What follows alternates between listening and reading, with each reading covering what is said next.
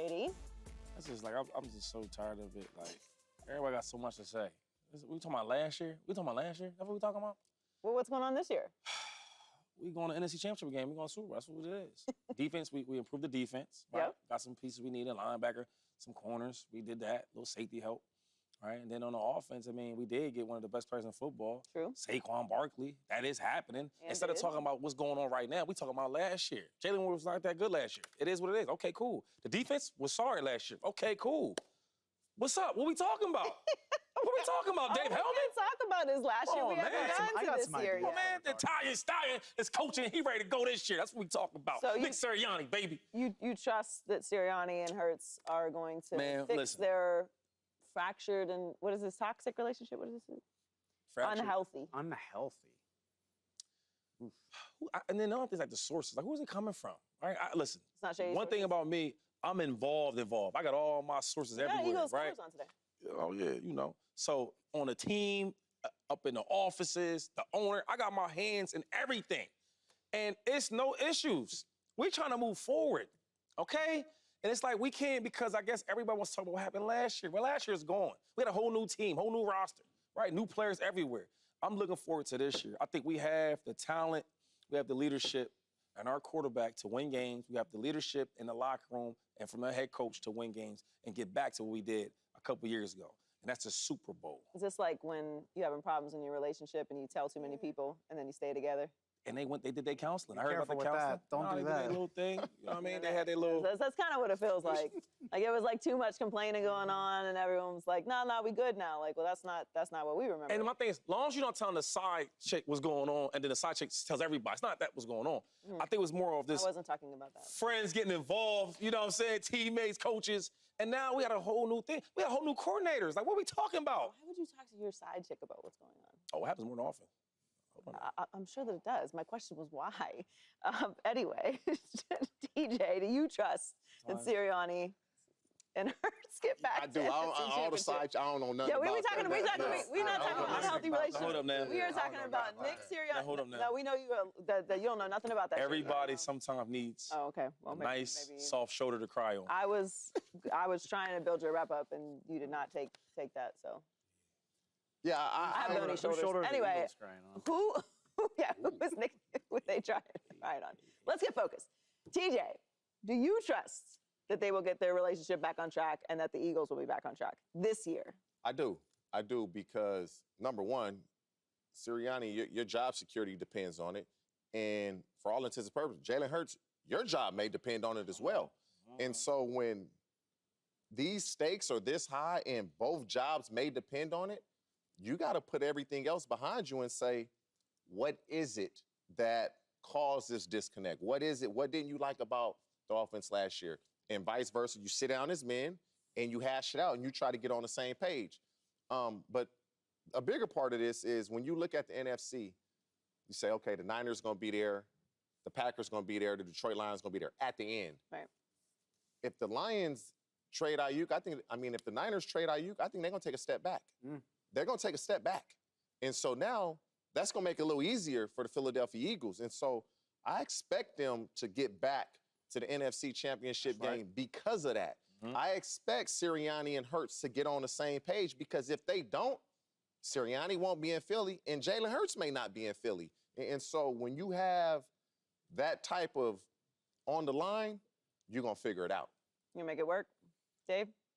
I trust the Eagles as a football team to win games because they went 10-1 last year. They started the season 10-1 playing mid-football. Like, they were meh, and they went 10-1. It was by the skin of their teeth a lot of times, but they did it. Like, that's how good they are, that they're not all on the same page.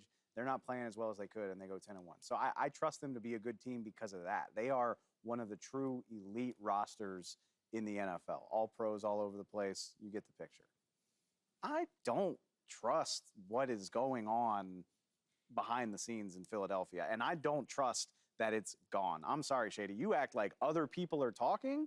The Philadelphia Eagles themselves are giving you clues that stuff's not all right there. Like, you are hearing some of these quotes. Jalen Hurts back at the end of the season was like, I wasn't under the impression Nick was going anywhere. He had a comment at the end of minicamp about his relationship with Nick Sirianni. A.J. Brown famously said last December, I was taught that if I don't have anything nice to say, don't say anything at all. Like, he's talking about old stuff. Old stuff? You mean the stuff that happened in the most recent season, like the most recent thing that we have to judge the Eagles on? Shady's saying we can't talk about last year. Last year, though. We talking about last year? Man, we like talking about last year with the Cowboys a lot. I just want to throw that out there. But you Oh, it's getting me. That's a different conversation. All of the same players. I know Kellen Moore's there now, and I know Vic Fangio's there now. But like the key personalities are all still there. Okay, so Jalen Hurts is still there. Sirianni's still there. AJ's still there. Do I need to go down the list? Ironically, the one dude who's not there that causes concern adds to my argument, and that would be a Hall of Famer and a perennial All-Pro in Jason Kelce, who is the guy who keeps everything together on the offensive side of the ball. So you lose that, and then you still have all of this potential for combustibility. All I'm saying is I think the Eagles are a good team, but I'm curious to see how it goes the first time they face adversity. I just want to ask you, like, what don't you like about Nick Sirianni? All he does is win, so what don't you like about him? I don't like the job that he did of replacing Shane Steichen and Jonathan Gannon, and I don't like the job he did of keeping everything together when it started to go south last year. Like, the fiasco with demoting Sean Desai from defensive coordinator, and like Patricia's doing it, but Desai's still here. What are you supposed to do though when your defense is ranked 30th? Like, am I supposed to keep it the same? Like, what are you supposed to do then? He did want Fangio last year. He wanted him last year, and he couldn't get him because he committed to the Dolphins. If I'm the head coach, right, and I'm trying to keep this whole thing together like you're talking about, but like, if my defense is ranked 30th, right? That's like, not that I wish ill on the guy, but just fire the guy. Like, they did a weird demotion thing. They're like, he's still here, but he's going to help, but he's not the DC. That's the same thing. If I fire you or demotion, it's the same thing. This is not your job no more. You can help out or get going. You get what I'm saying? I think I think Nick Sirianni gets so much heat because it's Philadelphia Eagles, right? And we got all these talented players, but like, I can't blame him for everything. I can't blame him for the team or defense being 30th ranked on defense. I can't blame him for our quarterback who had 8 turnovers the year before had 20, right? Or something like that, turnovers-wise. So as a head coach, like, what do you want him to really do? If you're a CEO head coach, and Nick Sirianni doesn't call the plays in Philly, if you are a CEO head coach, your job is to have everything else buttoned up and functioning smoothly. And that wasn't happening in Philly last year. And it doesn't, I'll give you the benefit of the doubt that it's stuff from last year, but it is boiling over into this season already. Again, like, this stuff cropped up in minicamp. And the report today, which you can choose to believe however much of it you want, but Kellen Moore supposedly has autonomy over the offense that Brian Johnson didn't last year. Like, again, like, all I'm saying is there's potential now what if I told for drama. Now, what if I told you, right? See, because now you're making me tell you some of my sources. What if I told Tell you me a real more. credible source that on TV. that Johnson last year, with the plays he was calling, was some of the similar plays they was calling the year they went to the Super Bowl? That makes perfect sense. But he took all the blame for everything. You get what I'm saying? See, my thing is this. In football, players mess up, coaches mess up. It's a whole thing together. And I feel like when we talk about the Eagles, we don't include the players. It's more of like, yo, well, why did it look like that? What did the coaches do? It's always like pointing the finger at somebody's stuff. We all have messed up. One thing about Andy Reid, he's big at, it starts with me. It's my fault, right? Now, we might know it ain't all his fault, but if we a team, we all got to take the blame. I feel like with the Eagles, we don't do that. You're saying that the blame for last year is falling more on coaching than it's like my thing is, out of all the people you can blame, you gonna blame Nick Sirianni? How? All he does is win and go to playoffs. Shane Steichen is a great coach. He sure looks like one. He's a great play caller, and he's a great developer of talent. And when he left, they missed that. They missed it, and they just thought because we have all these great players, we're going to keep right on ticking. And they realize that's not how it goes. Coaching matters so much in the National Football League. So does Nick get blamed for that? Because when you have a winning team, that you have success as a unit, majority of the time, the coordinators get hired for head coaching positions. That's what happens. And so Nick promoted someone that he thought could do the job just equally as good, and he couldn't.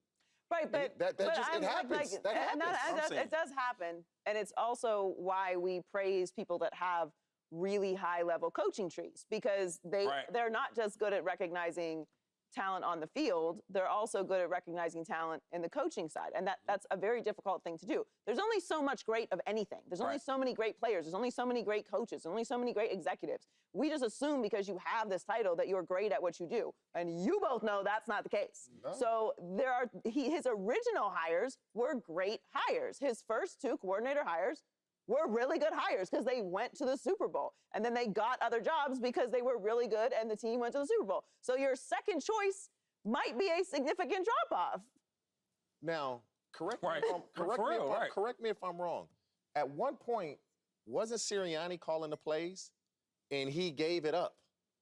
He gave it up because it was for the betterment of the team when Steichen was the OC. In 21. Yes, he gave up play calling to Shane Steichen. And look what happened. And so he's willing to do whatever it takes to win. It's just now, if he's going to give up the play calling, you got to make sure you know what you're doing and you do a great job with it. Yeah, I mean, last year, things fell apart. That's very clearly obvious. But to your point, he knows and Jalen knows that there's not any kind of room for error the way that it was last year. The winning 10-1 but not looking like you got it together, that's not going to really suffice this year. So they've got to improve from last year, and I think that they will. Because again, the biggest issue with last year, if you really look at the numbers with Jalen Hurts, was the turnovers. The defense was a colossal drop-off, and Jalen's turnovers were out of control, which I think he'll correct this year. Subscribe here to get the latest from Speak, and go watch a few segments from our other shows on FS1.